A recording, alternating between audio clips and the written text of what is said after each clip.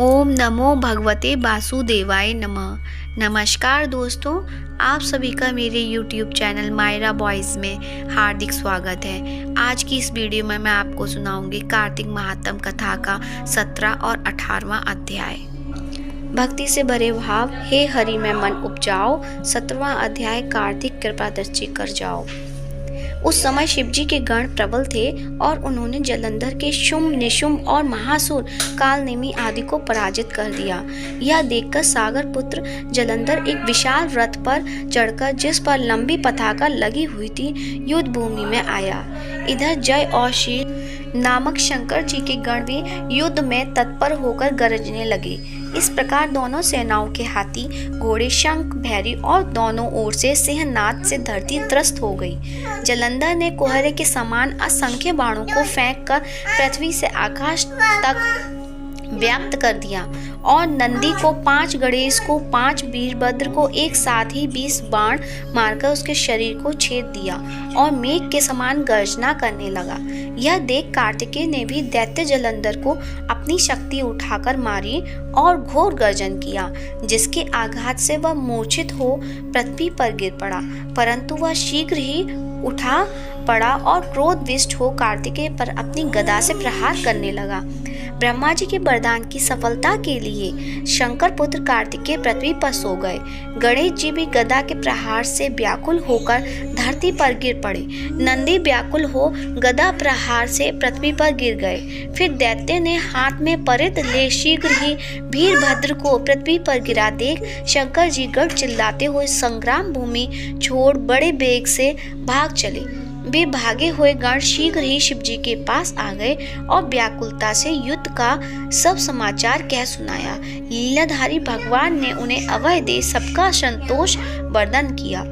बोल कार्तिक भगवान की जय। लिखता हूँ माँ पुराण की सीधी सच्ची बात। 18वां अध्याय, कार्तिक मुक्ति का वरदान। अब रुद्र रूप महाप्रभु शंकर नंदी पर चढ़कर युद्ध भूमि में आए। उनको आया देखकर उनके पराजित गण फिर लौट आए और सिंहनाद करते हुए आयुधों से दैत्यों पर प्रहार करने लगे। भीषण रूपधारी रुद्र को देख दैत्य भागने लगे। तब जलंधर हजारों बाण छोड़ता हुआ शंकर की ओर दौड़ा। उसके शुंभ, निशुंभ आदि वीर भी शंकर जी की ओर दौड़े।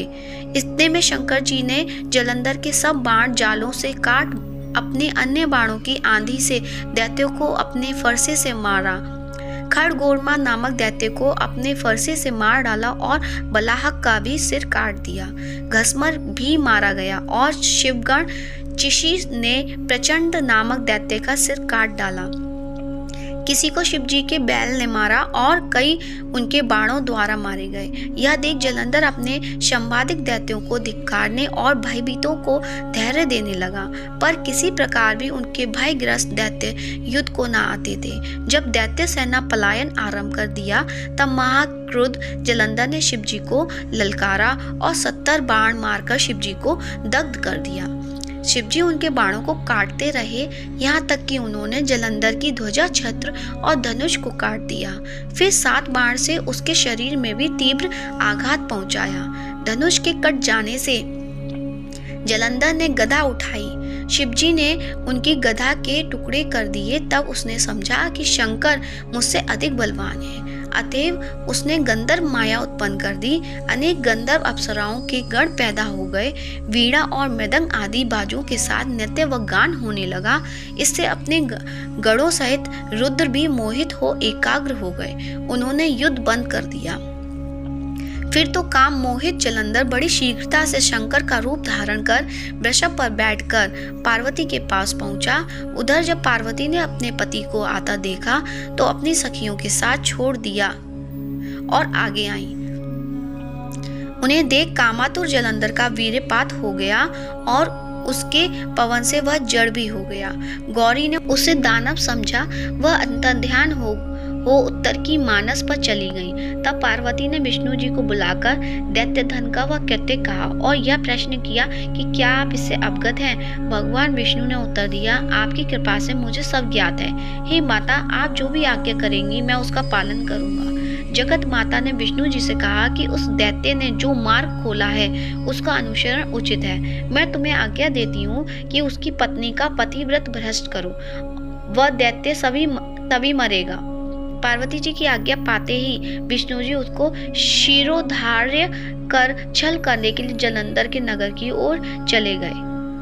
बोल कार्तिक भगवान की जय, विष्णु भगवान की जय। दोस्तों, अगर कहानी अच्छी लगी है, कथा अच्छी लगी है तो वीडियो को लाइक कीजिए, और यदि आप मेरे चैनल पे नए हैं तो चैनल को सब्सक्राइब कीजिए। धन्यवाद।